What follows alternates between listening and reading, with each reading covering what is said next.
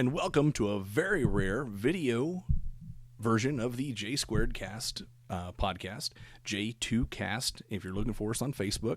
And we are looking for a great show today. Jesse's on assignment. We do apologize. No podcast for the past few days because I was out of town. Now he's out of town. Flight schedules and all didn't work out. But we're here now, or at least I'm here now. I'm flying solo. And except for I had an opportunity to interview the Angery American himself out with a new book, Cry Havoc. There's the name. Check it out on Amazon, and they'll get it to you. And gosh, they'll got it on Kindle. They've got it on all sorts of ways for you to see it. Audible, real paperback book, if you can believe that. That's where I got mine. Go check it out. I think you're going to really enjoy the interview. He's got a lot to say, a lot of good points, and a lot of interesting things to lay out there for you. I think you're going to learn something. I think you're going to really enjoy it, and I think you're going to become a fan of him just as much as I am. I'm really geeking out here. I love his stuff. So I'm going to turn you over to the Skype, and we'll be back. And we are now here, as I promised, with Chris Weatherman, also known as the Angery American, and I put an emphasis on the E in Angery. So if you're going to look it up, please make sure to look it up that way. It probably comes up both ways, am I right?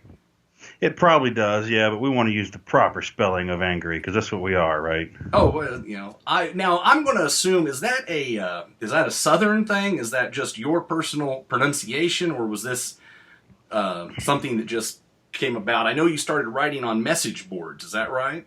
Yeah, I started on a forum where that was my username, and yeah, I did it kind of as a joke of, I'm not just angry, I'm angry, and if you look under the Urban Dictionary, there's actually a definition for that spelling of angry, so it all kind of worked out. I see. Well, I know the author, Orson Scott Card, had a whole thing on the name of Angery. Ornery, yeah. Yeah, Angery being the same way of having different pronunciations where you go, and you could really tell where somebody's from depending on how they pronounce Angery. Yeah. So I kind of thought of that. Now we are talking to you. I just yesterday got my copy of your new book, Cry Havoc. I don't even have any yet. That's awesome. Oh, really? Yeah. No, I don't have it yet.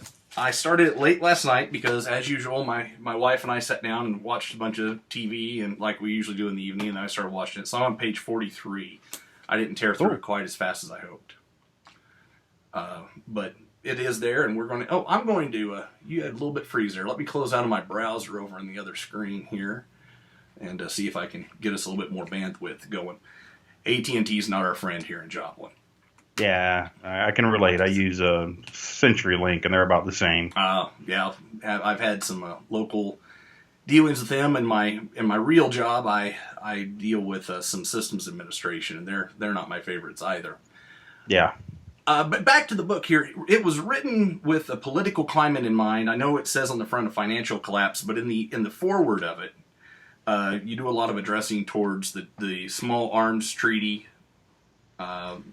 In which they really want everybody to not have anything. And going on along with that, how has the Trump win, has it come as a surprise to you? Is it going to affect future sequels in this? Well, it came as an absolute total shock to me. I mean, even the night of the election, I was telling people there's no way he's going to win. They're not going to let it happen. I mean, I was stunned. And I'm still very surprised. And he's not in office yet. We're hearing a lot of talk. They're going back and forth. Hillary Clinton pretty much laid out the groundwork for their response to that, and it's going to be the Purple Revolution. We're going to see a color revolution here in the United States like we have instigated all over the world and other countries. Don't know to what degree they're going to push that to. We'll have to wait and see, But I have a feeling that we'll actually see the whole Purple Revolution thing kick off either sometime in December when it's close to time for the Electoral College to vote, or around the inauguration in January. And they may do it on January 20th. That might be the day they actually kick it off, I hope not. I'll tell you, I voted. I thought Hillary had it locked up. I've never announced this on the podcast before, but I voted for Johnson. Trump, I just couldn't quite take him as seriously as other people could. I know Jesse's a fan. I thought Hillary had it locked up. I can't say I'm disappointed. Anybody in place of Hillary, I'm happy to have. I just hated the thought of it. Yeah, I'm the same way. Anybody but her. There's the never Trumpers and the thisers and thaters, and to me, she was the greatest threat to our lives. I mean, if she would have got elected, within a matter of months, we'd have probably been in a shooting war with Russia. Oh yeah. The fact that she wasn't elected really alleviated some of that fear as far as I was concerned. I mean, I was genuinely concerned about it to the point, I was sending Geiger counters off to get calibrated and stuff. And that may sound, kind of crazy to people, but it's legitimate, especially when you look at the articles that started coming out about their plans and even word from our federal government of what they felt was going to be the first strike from Russia.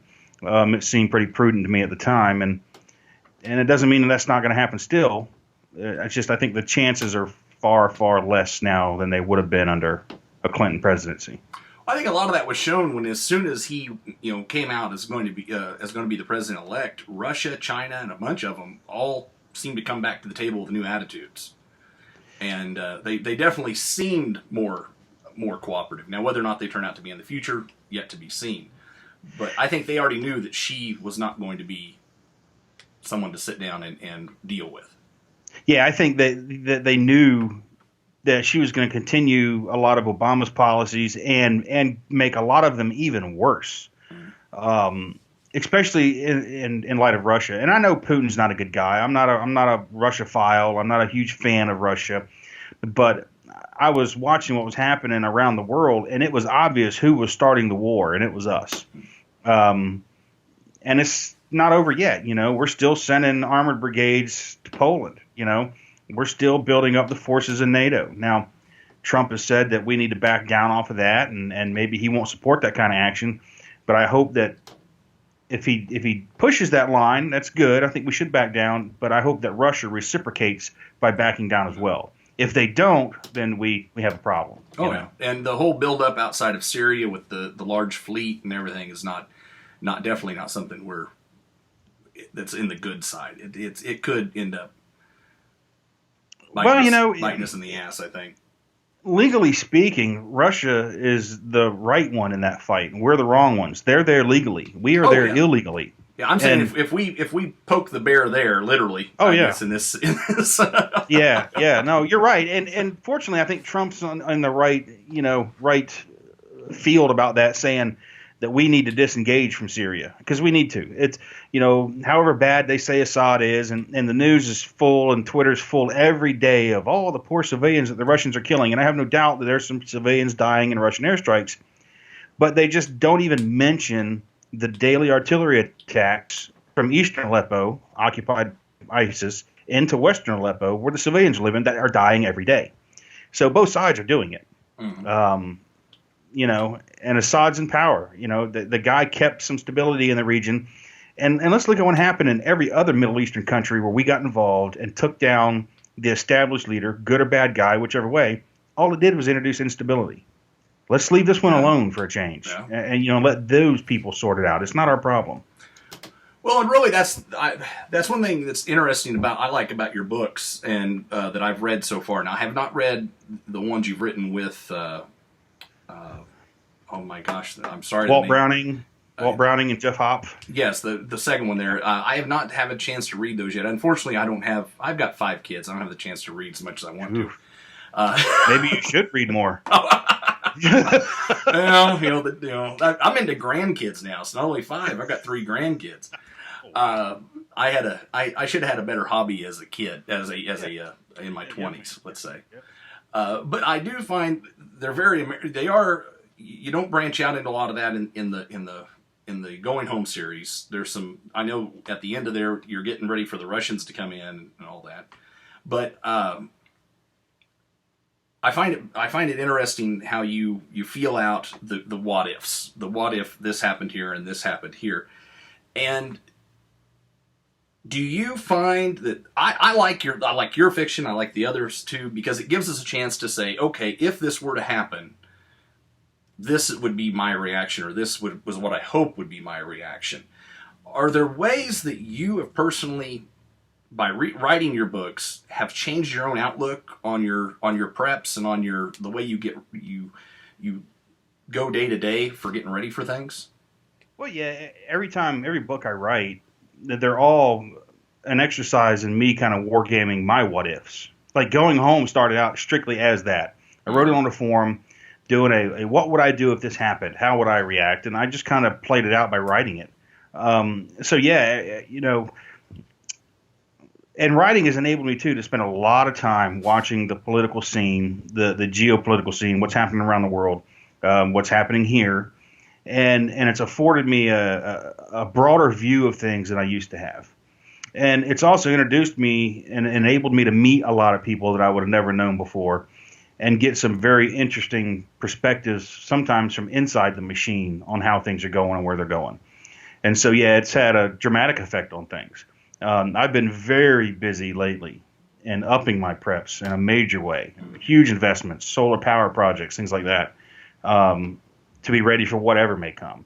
The number of threats that we face are immense. I mean, there's so many possibilities of things, from natural to man-made, that it's really astounding. That's not to say I live in fear that I'm cowering, waiting, the sky's falling, but I'm taking prudent measures to ensure that I can continue my quality of life. Oh, I agree, and that's one thing I hope people take away from all this is preppers. We're not cowering in a corner. We're just wanting to make sure that if something does happen, we have a way to make sure that we're not in the lines of people lining up for handouts, and to make sure that we are taking care of ourselves. And I've said it on the podcast before that with the Drop One tornado, thankfully, my house was about a mile north of it, and my office was about 3/4 of a mile north of it.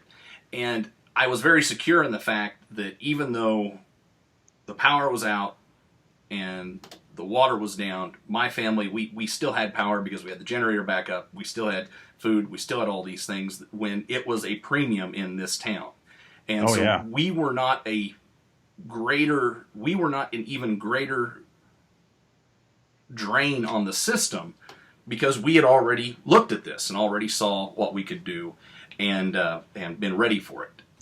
So, yeah, that's what I tell people a lot of the time too is, if you're prepared, even a little bit prepared, every bit of preparation you take now makes you that much less of a burden when something happens, and that those resources can go to somebody that truly needs them. Exactly. And you can be as prepared as you can be, but just like you said, Joplin, if the tornado would have passed over your house, all those preps would have meant nothing. Mm-hmm. You'd have lost everything. So, through no fault of your own, you would have needed help. And there's always people that will need help through no fault of their own. So everything we can do to make ourselves more resilient and more self-reliant in those times just allows those resources to go to people who really do need it. Exactly. And that's why I prep. And I do it too. It's a lifestyle. It's a hobby. I'm always trying, experimenting, doing things. Like right now, I've got an experiment I'm running, making salt from hickory. Read about it in a book years ago. I'm actually trying it now to see how it works, what it looks like, what the process is. Mm-hmm. And that's something I'm doing for prep. I'll never, hopefully, God, never need to make salt from hickory wood. But it's I read about it, and it's possible, so I'm going to try it and see. So not only is it do I prepare in case something happens, I do this stuff for fun, too. Mm. To me, it's enjoyable, a lot of it. Well, and it's a constant learning experience, and I think that's good for anybody. I think as long as you're learning new things, you don't get bored. Anything that keeps you from coming home every night, sitting in front of the TV, and looking down and realizing it's bedtime, going to bed, going back to work, doing it all over again. That's my own personal thing. That's why I reload my own ammunition. I'm working on building my own solar panels out of solar cells, things like that. Just something to keep the brain going so that it doesn't shut down and I start forgetting my own name. Yeah, staying engaged with something, to I read a study one time where it said that people that learn something new like every day live longer, actually. Oh, I'm sure. So you need to be challenged physically and mentally. You need to challenge your body physically and mentally. You need to push your limits on what you can do physically, push your limits on what you can do mentally. And when you're talking prepper stuff, those things go hand in hand, physical and mental, because a lot of this is just plain old hard work. And, of course, mentally, you're always learning something. So that's why I do it. It's fun, not to mention the side benefit of when things occur, I'm ready to go, Well, and I know not all of it. I know your solar system you're working on right now, that's pretty big capital layout. Yeah. But as I told Jesse one time, this has actually saved me money in places because I was looking for a way to carry more stuff in my truck because I'm on the road a lot. Yeah. And I want to be able to, get home to to go back to your book. So I bought some 50 cal ammo cans for like $7 a piece, put eye bolts in them so they could be locked down, sealed those up, and now I carry a lot of my preps in those in the back of my truck. They're then tied down with cable and padlocked into place. There you go. 2 years ago, I would have just went out and bought a truck box. Yeah. For $300. And I have, $40, $50 maybe, invested now in that. And so it not only are you prepping for the bad, but you're practicing self-reliance, which I think is a fantastic prep. That way you're not suddenly, to on the desert island figuring, I just watched Castaway, so maybe that's why my brain's going. Oh, there you go. Yeah. You're not suddenly on the desert island saying, okay, now how do I make fire? Now how do I get shelter? Now how do I do all this? And it just it keeps the mind going, and I've even saved some money doing it. So I think it's a great hobby to have that'll pay off, much like ham radio. I know you're a fellow ham. Oh yeah, sitting right here beside me. Yeah, I haven't went HF yet. So when I do, I'll definitely try to hit you. Well, I'm getting ready to order a new antenna and tuner, a big dipole that I'll be putting up in the backyard here soon, and hopefully I'll be able to reach out a lot farther. I bought what I thought was a really, really good antenna, and the reviews on it were great. I can't seem to get it to function the way others can, so I'm going to go back old school, just put up a long 160-foot wired dipole antenna, Unfortunately, I live in town right now, and my yard's not very big, and I've got a lot of doctor and attorney neighbors who seem to frown on when I start putting things up. And not to mention my wife's not the biggest fan either. Yeah. So I'm going to have to get pretty creative. I can't do that. I got to live out of town. I don't do city limits well. I don't do rules in general too well. I follow them when I have to, but I like to be left alone. So I live out here on 10 acres, I can shoot in my yard, I can pee in my yard, I can put an antenna up if I want to, There's no one around really to stop me. So Well, I grew up on a 2,000-acre South Central Kansas farm. So nice. Living in town for me is a lot like prison. Every day I get up and walk on my back deck and see my neighbors, I just lose a little bit more in my heart.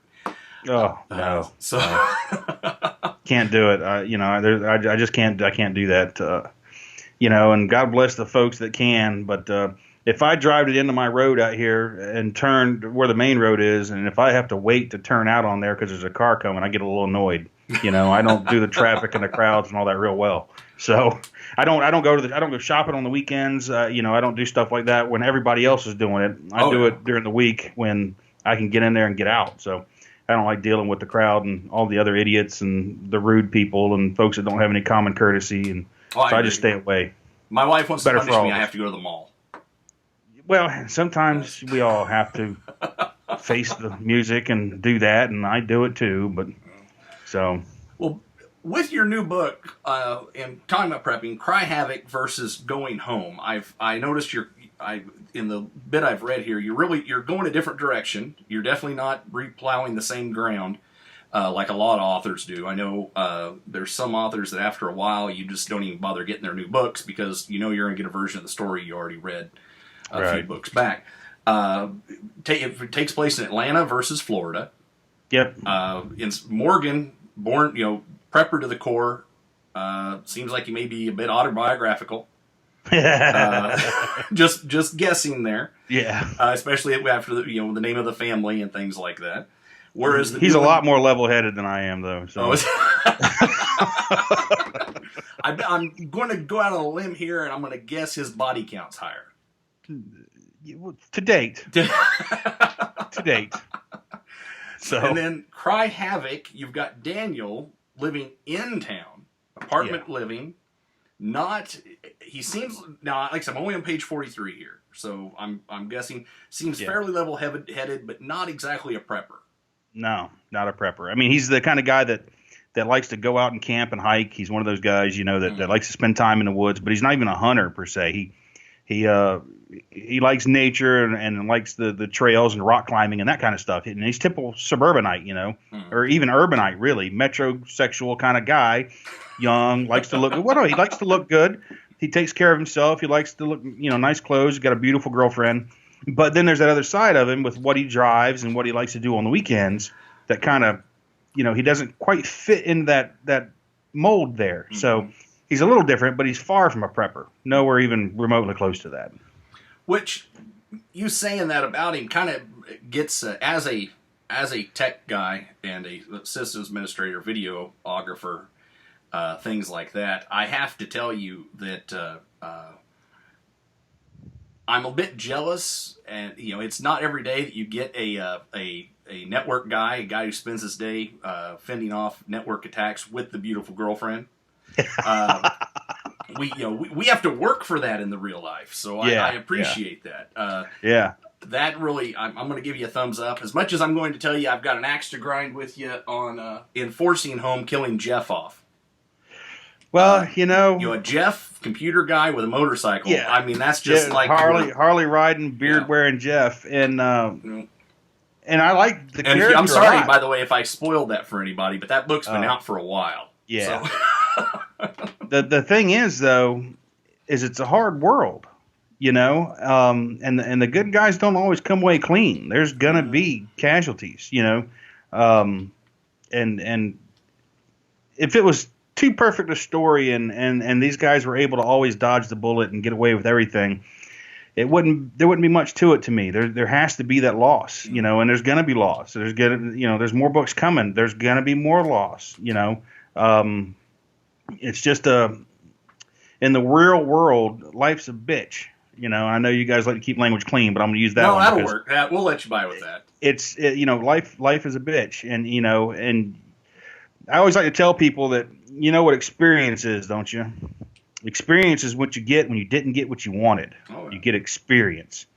Well, some experience is good, some experience isn't, and we're so coddled in life, especially the generations coming up. They're ridiculous about how everything has to be perfect and everybody's a winner and everybody gets a ribbon or a trophy. Well, in the real world, when it's just you and your wits against whatever you're facing, it don't always work out that way.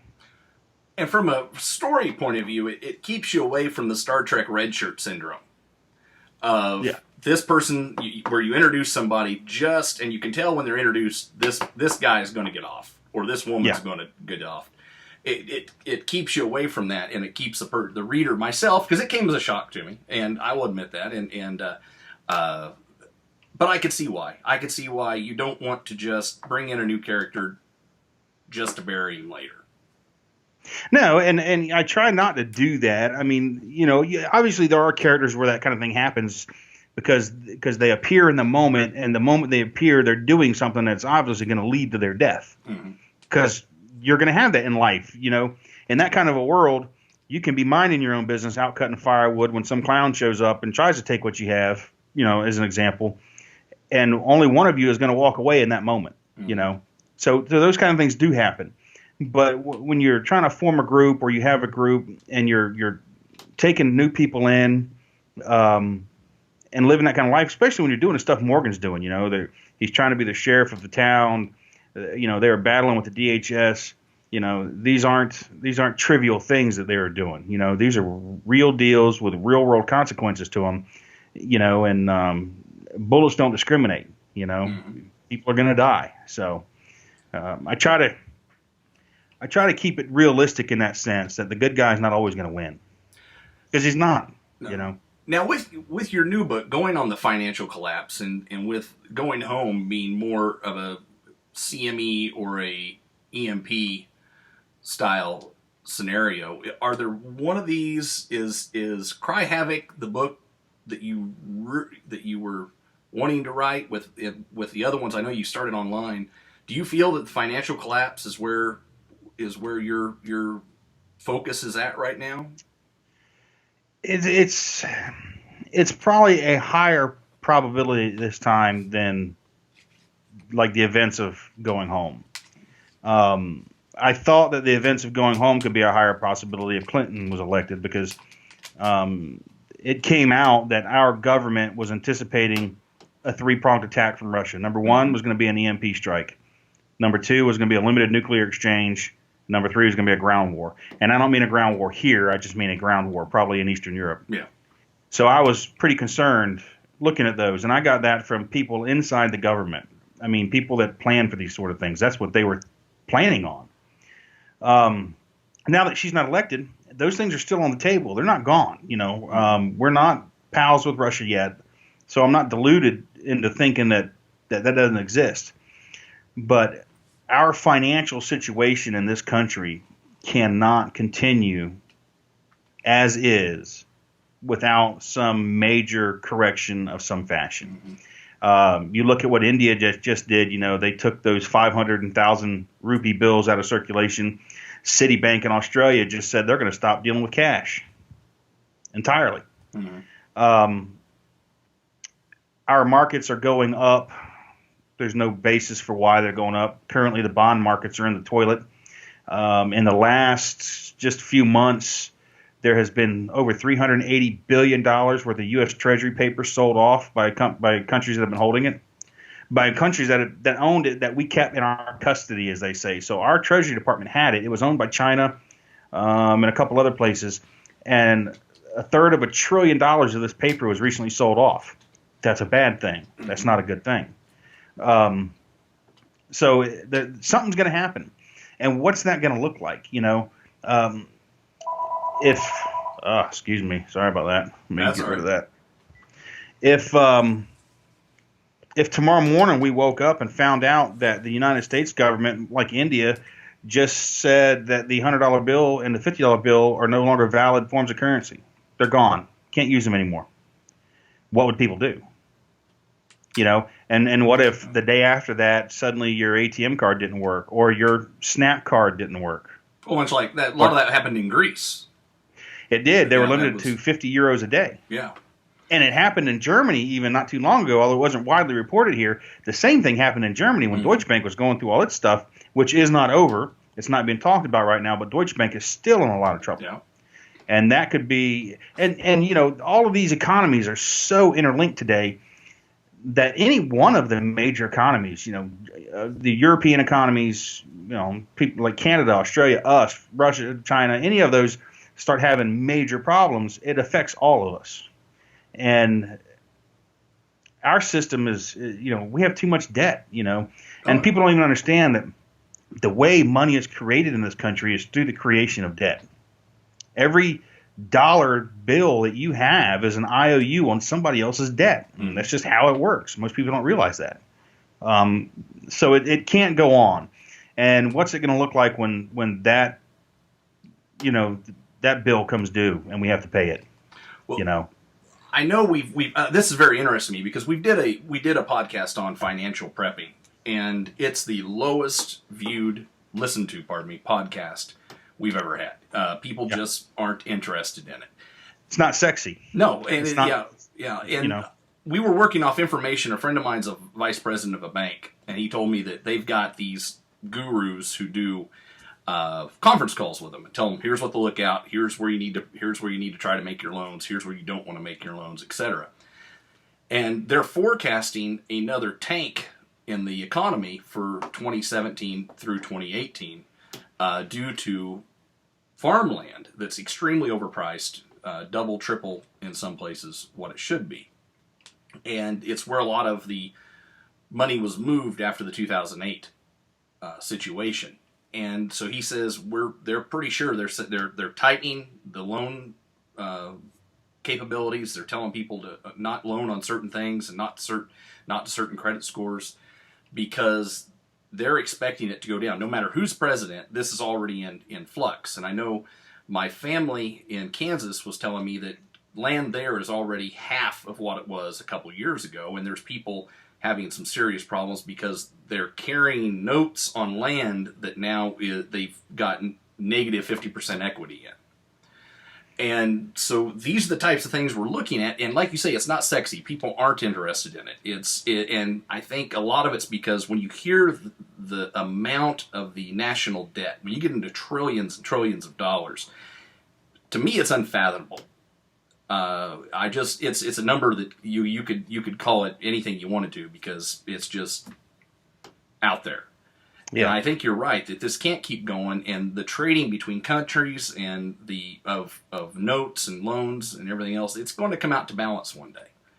And I definitely want to read more in the book about it, because, like I said, I'm only page 43 into it, so I find it very interesting. You know, when that starts, it's not going to matter why it started for most people. For you and me, I mean, you know, for the guys on Wall Street, the fundamental underlying reasons are going to matter. But for us and for most other people, it's not going to matter. What's going to matter is I can't get what I need. Mm-hmm. My kids are hungry, my lights are off, or whatever the thing is. That's what's going to matter. Or I've got, you know, a wheelbarrow full of cash and nobody's taking it. You know, now what do I do? You know, and if you haven't prepared accordingly, and I don't know what exactly the best answer to tell people there is. I have precious metals. I look at my precious metals, though, as a storage of wealth. Because if tomorrow I wake up and they tell me that the dollar is dead, here's the new dollar, I know I can take my PMs and get the new dollars if I need to. That's why I have them. I don't have them because I think I'm going to be trading them for cans of beans. I don't see that as very likely, at least in the immediate after effect of an economic collapse. It may come up later, but in the immediate after effect, I'm going to have more of a chance to trade, you know, a handful of 22 rounds for a can of beans than I am, you know, 1 silver ounce. You know? Yeah. So it's a storage of wealth, in my opinion. I have silver I buy. My hope is, you know, there's a few different outlines that I'm looking at that possibly it can be used in the near term when people still believe the government's going to come in and make everything right. You know, you can still wave a Silver Eagle at them and go, hey, can I, you know, get this? It may not happen that way. And then the other side of it is I also am storing up on my bartering goods. I've got a liquor store here in town that sells 100 milliliter bottles of Jack Daniels and other things. And when I go in there to get wine or beer or whatever, I buy a couple of those because $5 for 2 of them.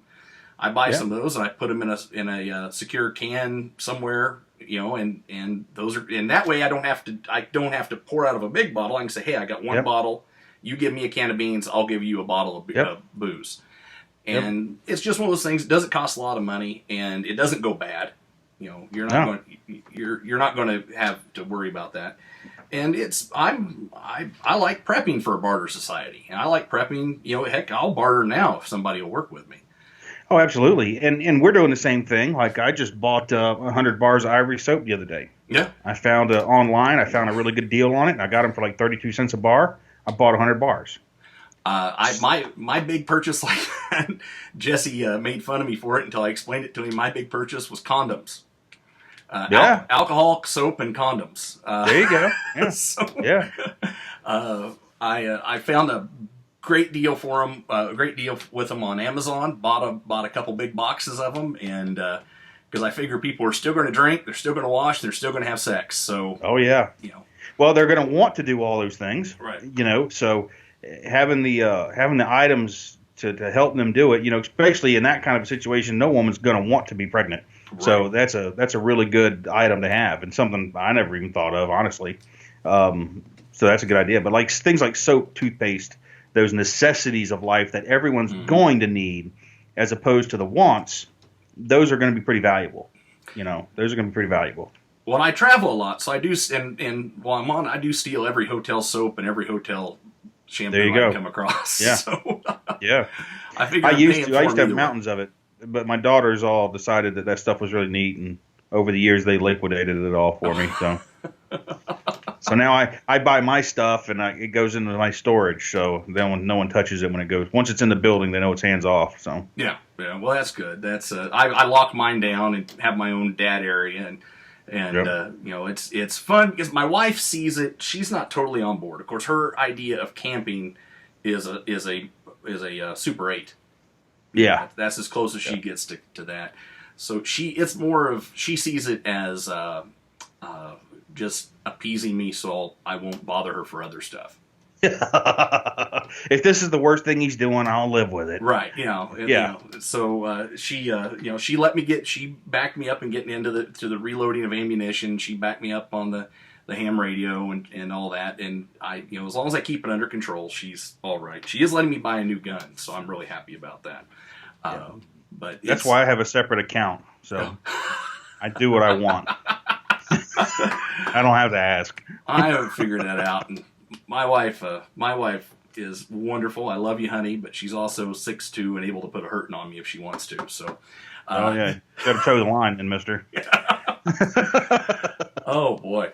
Now I know with your prepping and talking about, and with your bartering, I saw on Facebook, which you are pretty active on Facebook, and you've got some very interesting posts. You're getting into the not dehydrator. Sorry, I said that on our text. Freeze drying. Yeah. And this is something that's interested me. It's one of the things my wife has resisted me on. Even though the other day we had to throw some food out, and I was like, we could have freeze dried that. And and she still wasn't helpful in this. Yeah, wasn't receptive. No. Yes. Now, what do you see this? Because I know these aren't cheap. Where do you see this as a break even? Do you see this just as a prep? Is this a hobby? How are you approaching this? Kind of all of it. I look at it as, a can of freeze dried beef is like what, $60 average, $65. I bought 10 pounds of ground beef. I think I had $18 in it, and I cooked it, drained it real well, and freeze dried it. That's 10 pounds of ground beef that I put away for $18 plus the time on the freeze dryer. So, and I concentrate on doing proteins. I do some other, vegetables and fruits and things as well, but I concentrate on the proteins. Well, and just like you're saying the other day, find over. If you go to Wise or Mountain Home and things like that, proteins are a premium in those places. They're extremely expensive. And like you're talking about leftovers, like my wife made a big thing of baked ziti one night, great huge pan, and we ate dinner. When we were done, there was still half of this pan left, and we were like, well, we can freeze it. And in our kitchen we have 2 refrigerators, conventional refrigerator, half freezer, and an upright freezer. And I opened up and I'm like, there's no room. Everything's full. Everything's full. So I took that baked ziti and I took a knife and I cut it into slices, a little unconventional, but then I was able to take those slices and lay them on the freeze dry trays, and I freeze dried it. Dropped it in Mylar bags. I can put it on the shelf now. So it does gives you options, and the good thing about it too is, unlike the Mountain House and the Thrive and all the other brands that are out there, this is food that we eat, that we normally eat, that we know what's in it, and when we eat it, it'll be a familiar thing. And a lot of people don't think about that. They buy all this freeze-dried stuff and or even canned goods that they'll be eating a different kind of a diet if they ever have to get into it. By doing this, you're eating your conventional stuff that you normally eat, and you can prepare things that you enjoy just to put away. So you're eating your preferred foods even. Because, in a crisis situation, your digestive system can give you a lot of trouble. And especially when you introduce a new menu on top of it, it can really give you trouble. So if you're eating foods that you're already familiar with, things that you like, prepared at home, not only does it add a level of comfort, it'll keep your digestive tract from revolting against you when you really, really don't need it to. And yeah, it saves money. Instead of pitching stuff out or whatever, I'll freeze dry it. Some things I'll even freeze temporarily until I got room in the freeze dry machine or I'm done with a batch, and then I'll stick it in the freeze dry machine and freeze it and freeze dry it, because it works a little bit faster even if you pre-freeze the stuff and then stick it in. So it runs almost every day. We're always doing something. Now, is there anything that you really can't freeze dry? Is there anything that just, you don't even want to do this, it's going to come out a mess, it's going to not work well? Like breaded things, like say a chicken tender or something like that that's breaded. You wouldn't want to do that because when you rehydrate that breading's going to be a mess. Yeah. That kind of thing. You can do bread. Like you could take a loaf of bread and lay it out on the trays and freeze dry it.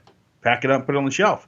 to rehydrate that, all you do is soak like a paper towel in water and wrap the bread and the piece of paper in the paper towel, and it'll rehydrate.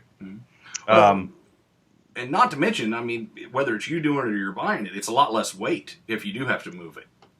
Oh yeah, it's a lot less weight. I mean, and like I said, you can do what you want instead of like what you have to. Like my wife found a good deal on these big quarts of Greek yogurt one time, and she bought a bunch of them. And I poured 4 quarts into the trays, stuck them in the freeze dryer machine, and freeze dried them.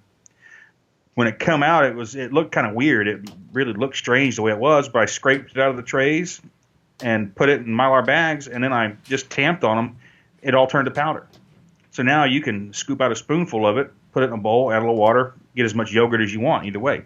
Works the same way with sour cream. I'm getting ready to do I go to a restaurant supply place, and I'm getting ready to buy 10 pounds of shredded cheddar cheese.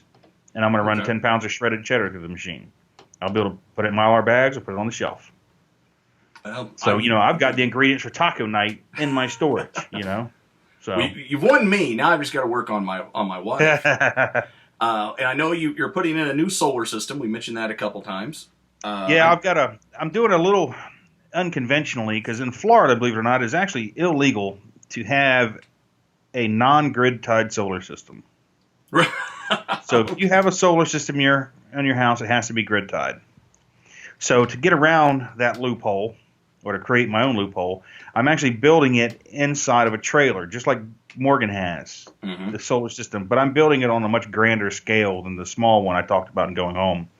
I have a 12-foot long trailer. I invested in a machine called a Sonnen Eco 8, made in Germany. It holds 8 kilowatt hours of power. So that's enough to run my house. Yeah. It'll run my house. It needs 3,000 watts of solar to run it, as far as panels go.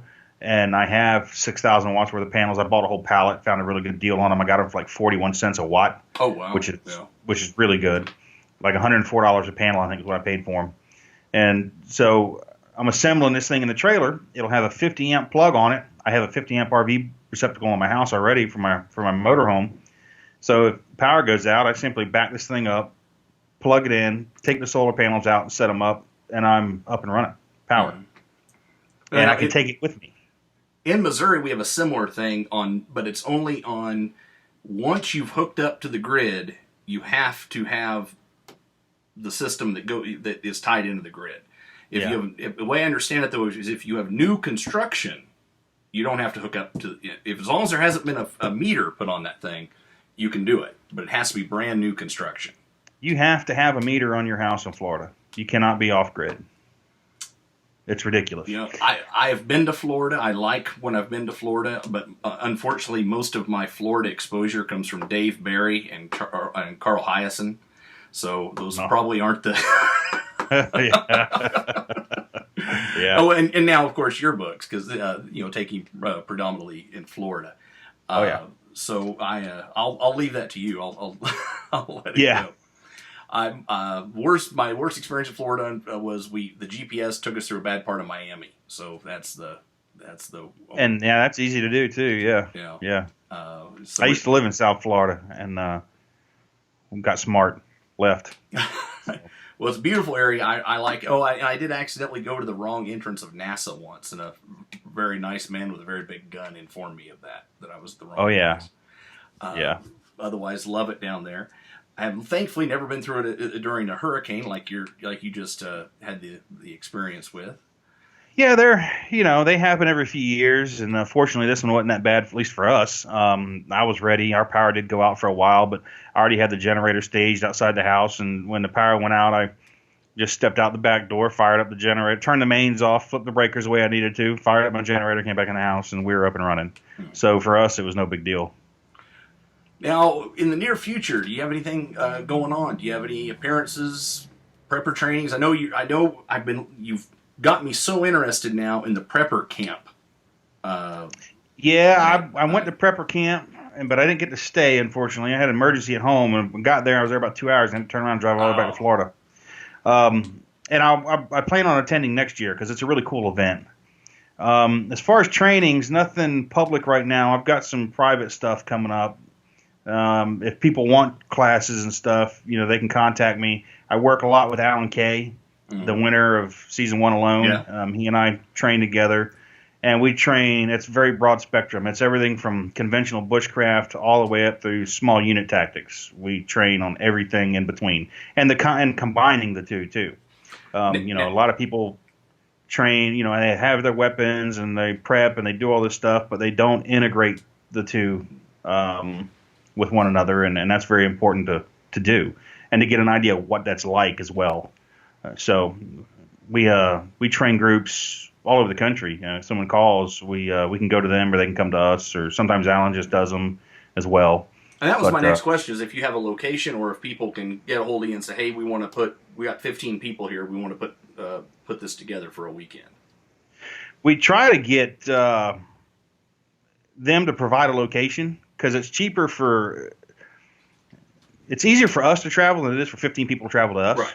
Mm-hmm. So if they have a location, then we'll come to them, and it saves them a little bit of money. They don't have to spend all that travel money. It's just two of us traveling. Mm-hmm. And we've been out to Missouri before and done it. Actually, the first one we ever did was in Missouri. I'm sorry I missed you then. Yeah, we were out there and trained a group of guys and had a good weekend. Yeah. So we'll go about anywhere. Mm-hmm. So we've talked about the prepper camp. We've had a big thing kind of going on the show where we've had a love-hate relationship with the prepper shows.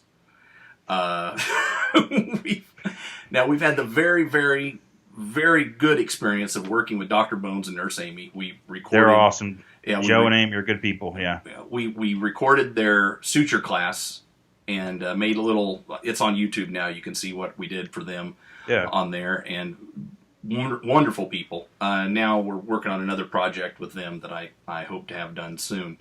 But then. I don't know if you've run into it too, and this is one reason the prepper camp interests me so much, is it doesn't look to be quite as much, is there's very little information at a lot of prepper shows. It's mainly people trying to sell things to people who are just kind of dipping a toe in the water but not knowing what they're doing. And in our words, it seems to be a lot of putting things from a big bag into a little bag and selling it to people. Yeah, there's a lot of that. And didn't know if that was the nationwide experience. We haven't been to them all over. We've been to them from St. Louis to down to here. And we're not trying to bash them, but we're hoping to see a change in that, where there's more useful information shared. And I understand people want to pay for the trip, that type of thing. But is this a national thing, or is this just something we're having a bad experience with here locally? Well, it depends. Some shows like Joe... Doc Bones ran into one where they wouldn't let him do a suture class. They told him he could do it the day before the show, off-site and that kind of thing if he wanted to. And they're all about getting vendors in there to sell product. So yeah, that's the majority of what it is everywhere is people selling product. And the prepper thing is looked at as a huge market now. It's really taken off. And I forget what the numbers are, but it's in the billions that people spend on this stuff. And so you got a lot of folks out there that just want to make a buck. So getting valuable, usable information can be tough. Some of the vendors are really good, and they'll share stuff. And some, like I said, are just out to make a buck. But for the most part, the people that are there are good people, and they're willing to talk and everything. I'm working right now. Do you know who Selko is? I can't say I do off the top of my head. Selko is the guy that lived through the Bosnian War. Okay, I've read his website then.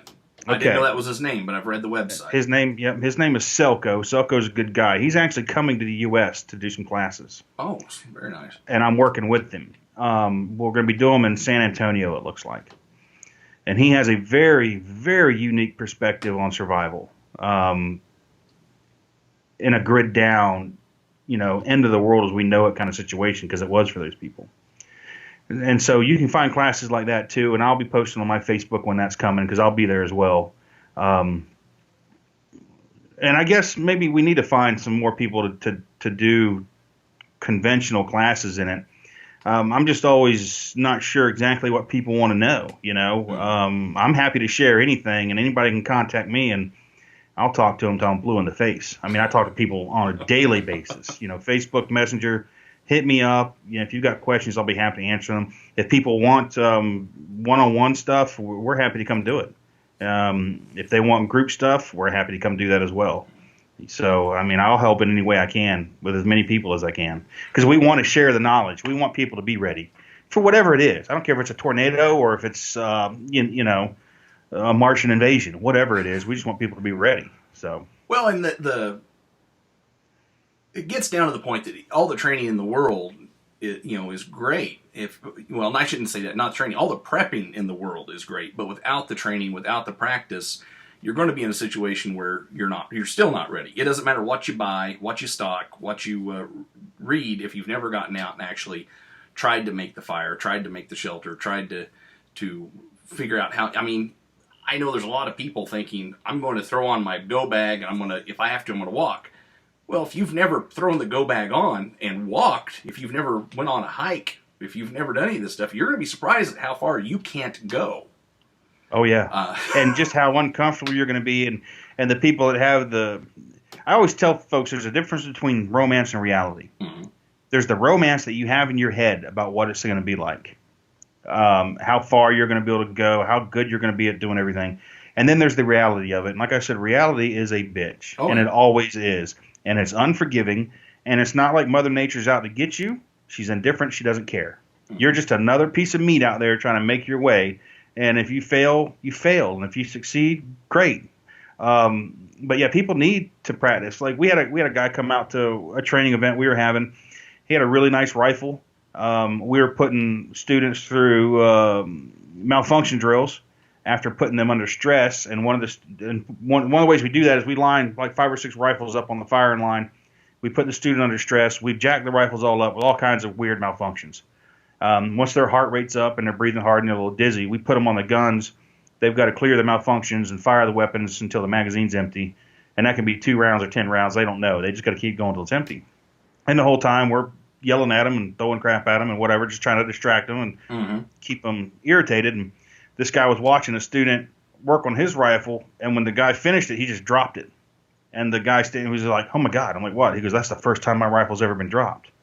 And I was like, "Man," I said, "if you've got a rifle that you're worried about being dropped, you don't need that rifle." Mm-hmm. Oh yeah. Alan, one of the first times I was there out with him, he grabbed his rifle by the barrel and just slung it as far as he could, to prove a point that these things are tools and they can take the abuse. And if you have one of these, and I know there's people watching that's going to be like, I'd never do that to my gun. Well, I'm not going to do it to mine on a daily basis either. But number one, I'm not afraid of getting it dirty. I'm not afraid of dropping it. And we prove it when we train. We show people this is what's going to happen to them. And if you can't rely on it when you do these things to it, you don't need it. Well, I'm of the belief that there's your survival gun, and then I do a lot of bird hunting, or I try to do a lot of bird hunting when time permits. Yeah. And I go out, I have these friends, they're attorneys, and one's a pharmacist and all this, and some of them have Benellis and guns they give $3,000, $4,000 for. Beautiful over-unders and whatnot, yes. Yeah. And those you don't go out and throw around. But if this is your survival gun, you've got to be able to, it's the difference between having that beautiful mother of pearl 1911 and a Glock. Well, don't bring your beautiful mother of pearl 1911 out to training unless you're willing to see it get dropped. Well, I don't have one because I won't spend that much on a pistol. So now my son wants one so bad because of Call of Duty and some other games. But it's definitely, I agree with you. And as far as the knowing what you can do, my lesson was learned physically outside of the prepping part. I decided a few years ago I was going to compete in Highland Games. Oh, wow. And I'd never been to one, but I laid out a training schedule, and I trained, and I got 2 hours a day of hardcore training. Finally, the day came, left, went to the Highland Game, and I realized I still had not trained enough because the Highland Games lasted 6 to 7 hours. I had trained for 2 hours. And it was bright. I trained mostly inside. We were outside. The sun was about a quarter mile away. It was just stupid hot. And it was then that I realized that you've got to train for what you're doing. You got to go above and beyond, because I was exhausted. And one of these days, I hope to get together, have a beer with you. I'll tell you the rest of that story because it can't be told here. It's mostly because it's too embarrassing for me. I can relate. But I see prepping with a bug out bag as the same type of thing. Getting up and putting that bag together, but never putting the thing on and actually hiking with it. You're doing yourself a disservice. You're not actually prepared. The bag's prepared. You're not. Well, and the bag may not be prepared. They're even more than just hiking with it. Go live out of it for 3 days. Yeah. You're gonna find out just how uncomfortable and miserable you are. There's a lot of guys out there that follow like the mottos of travel light, freeze at night, things like that. And then you have people that focus too much on the very like primitive bushcraft skills. I always refer to those as lifeboat skills. You got the guys that, well, you're not a man if you can't make a bow drill fire, and every time they go to make a fire, that's how they try to approach it. Well, for me, if I'm down to doing that, my plans have gone miserably wrong, and I'm in a world of hurt. Mm-hmm. And yeah, I'll do it if I have to. But my first choice for a fire is a Bic lighter. Mm-hmm. From there, I'm going to move to matches. Mm-hmm. If they're in a road flare laying around, then I'll go to my fire steel. I think people need to use every resource and start with the easy one. If your go-to fire method is a bow drill, and that doesn't work, what does that leave you? SOL. wait for a lightning strike someplace. So start with the easier stuff. Learn how to do that. Yes, but I see a lot of people that they're too wound up on that kind of thing. In my opinion, if you're into bushcraft and that's your hobby, that's great. And I've got a lot of friends that are, and I enjoy it myself. But to me, it's just one leg of my survival mindset. I guess my thoughts on that would be, if you're counting on the bow drill, and you're also counting on having the energy to do it, and if you've already burned 5 miles with a full pack, and now you're going to burn the energy to make fire with a bow drill, when you could be saving that energy with a lighter, a match, flint and steel, that type of thing, it's actually, I think it's more prudent to have those other preps rather than falling right back to your last resort. Yeah, and even the fire steel, they're great, and they work wet, they work dry, they work all the time. But a Bic lighter is a one-handed fire starter, and a lot of people, they poo-poo it and whatnot, and it always cracks me up.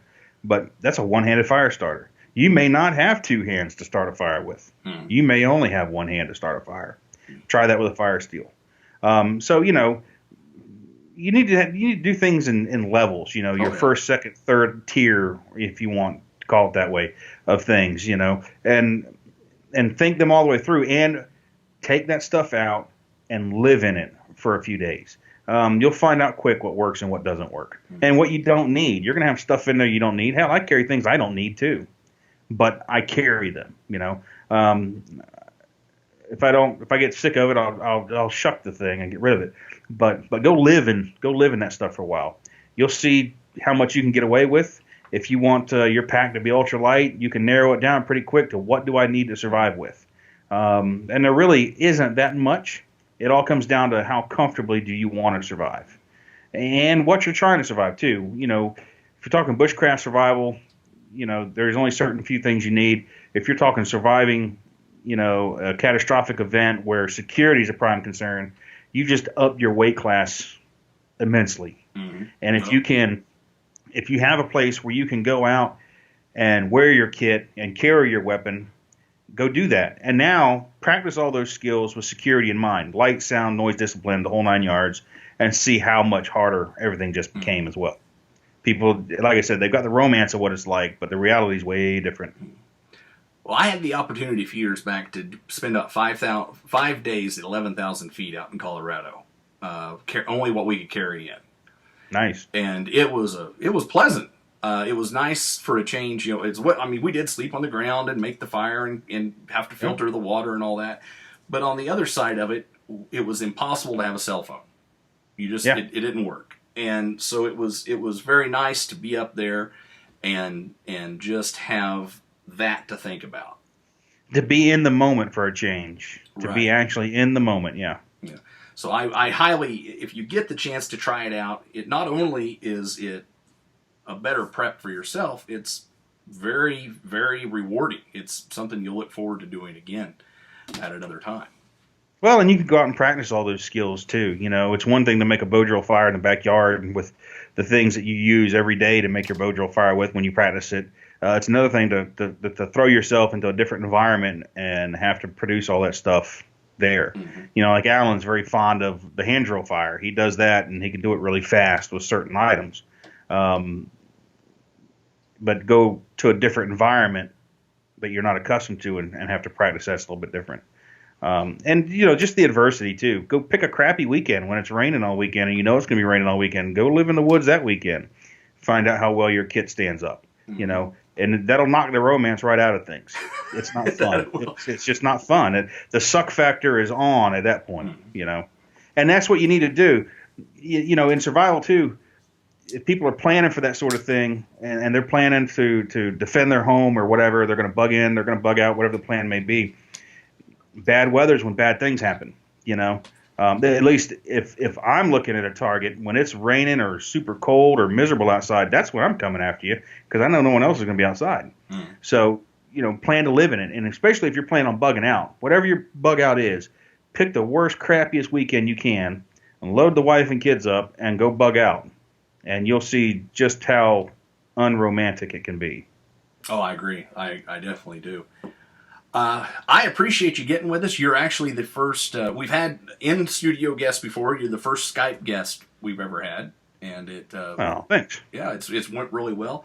If there's ever anything we can do to help you promote anything, please let us know, and we definitely would like to have you back on sometime. If you got a new book coming out, or if you just want to get on and talk about something, it's. Yeah, anytime. I'm happy. You guys, you can hit me up. I'm working on book 8 right now. It's actually on this computer right behind your screen as I sit here. So I'm working on it. I'm trying really hard to have it out by the end of the year. So that's my goal, is before the 1st to have that one released and out, and to crank out another 3 books minimum next year. Wow. Yeah, we'll see how Cry Havoc does. If everybody's really enjoying it, we might continue that story as well as this one. And I have another idea for one that I may pursue, but it's kind of, if you mentioned the book with G. Michael Hopp, you said you hadn't read it yet, but that's a pretty dark story. And I have an idea for another one that has a lot of reality kind of in your face to it that's pretty bleak. And I may approach that one as well. Well, I want to read those. I got to be careful. I read the new one, Franklin Horton's new Locker 9 on an airplane headed to West Virginia, and I really could have picked a better time because here I am traveling without my get home bag. I packed a light one, which of course made me a lot of interest to TSA, but sure. It was really the wrong point to read about things falling apart while you're that far from home with next to nothing. Nearly a mile in the sky. Yeah, and landing. I was working 2 hours outside of DC, so if something was going to go, it was probably going to go. The belly of the beast. Yeah. So I will read them. I'm just not. I'm going to choose not to read them on the way across the country by air. I really, really considered driving that 15 hours instead of flying it, but I decided not to. Yeah, I used to do that a lot, and I still prefer to drive than fly. But those long road trips anymore are just brutal on me. I hate doing it now. To me, it used to be nothing to jump in a truck and drive to Texas. Now I'm just like, I actually have to go do this again. But I'll do it versus flying. I really, really dislike flying. Because of the security and the fact that, like you just said, I can't take anything with me. Yeah, well, I took my gun. I actually packed my gun in a hard-sided case, locked it up, and all that. I took it. My problem is I'm 6'2". I weigh about 260, and airplane seats, unless they're in first class, are not made for me. No, me neither. I'm with you. Yeah, and it's just, and plus it's the common person around me who, the one who thinks that everybody else needs to shut their stuff off except for her. That kind of thing. Yeah. My patience grows very thin with people like that. So I totally... A snowflake. There's lots of snowflakes. They're special. Oh, yeah. unfortunately, it's the way things are going. I've got kids that I'm hoping to curb that out of, but not always working. I'm going to stop. I'm going to stop our recording here, and we will. Yeah, my wife just barged in and told me I had to go pick my daughter up from school anyway, so it's a good time. Once again, thank you so much to Chris Weatherman, also known as the Angry American. Please check out his stuff on Amazon. If you haven't read it, go there. You can get samples digitally. You can read them on Kindle. You can get them on Audible. You can get them on good old-fashioned paper book. Check them out. They're great stories with the prepper angle to them that really let you kind of war game this stuff out in your mind and really plan for what's best for you. And not to mention, they're just a great way to pass the time. In the meantime, we want to tell Jesse hello. We hope you're enjoying yourself. We're ready for you to come on back whenever you are. I know it's going to be a bit because I know you are probably just living it up. So God bless you, Jesse. But we do miss you. If you would like for us to talk to anybody else, interview, try something out, investigate something, just plain research. You've got questions. We want to help you with those questions. Email us, jeff@j2cast.com or jesse@j2cast.com, or find us on Facebook, J2cast on Facebook. Please find us. Let us know what you want to see, what you want to hear, what you want to know about, and we want to get on it. While you're there, be sure to check out our other video. We've got the one on the using tampons as flame, wicks. So check it out. Let us know what you think of it. Since Jesse isn't here, I'm going to sign off as he does. Take care, and God bless.